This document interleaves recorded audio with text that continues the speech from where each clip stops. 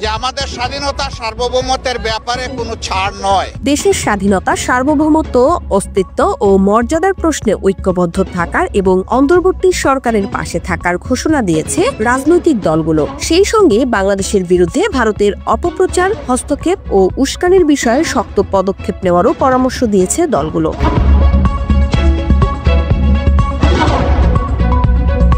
গতকাল বুধবার বিকেলে অন্তর্বর্তী সরকারের প্রধান উপদেষ্টা ডক্টর মোহাম্মদ ইউনূসের সঙ্গে যৌথ সংলাপে দেশের রাজনৈতিক দলগুলোর শীর্ষ নেতারা এই অঙ্গীকার ব্যক্ত করেন।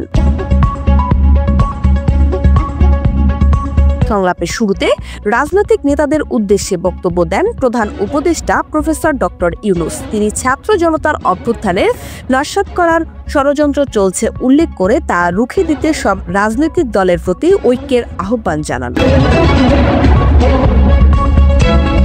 তিনি বলেন, আমরা যে স্বাধীনতা পেয়েছি একযোগে পেয়েছি, কোনো মতভেদের মাধ্যমে পাইনি, কাউকে ধাক্কাধাক্কি করে পাইনি। যারা আমাদের বুকের উপর চেপেছিল তাদের বের করে দিয়েছি।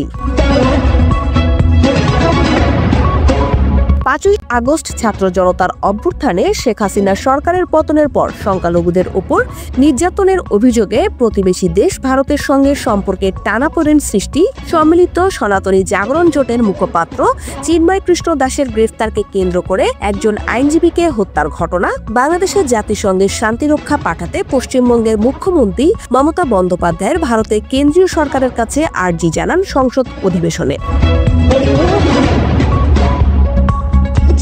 সর্বশেষ আগরতলায় বাংলাদেশের সহকারী হাইকমিশনে হামলা ও জাতীয় পতাকা অবমাননার ঘটনা ঘটেছে।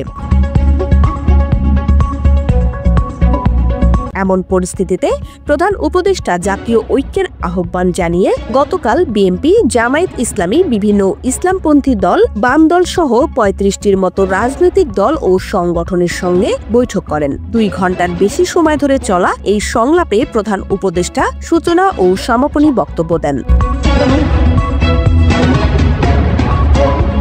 এর আগে গত মঙ্গলবার বৈষম্যবিরোধী ছাত্র আন্দোলন ও জাতীয় নাগরিক কমিটির নেতাদের সঙ্গে বৈঠক করেছেন প্রধান উপদেষ্টা। বৃহস্পতিবার ধর্মীয় নেতাদের সঙ্গে বসবেন তিনি। ইন্দ্রাণী মুখার্জি, ডেস্ক রিপোর্ট, সকালের বাণী।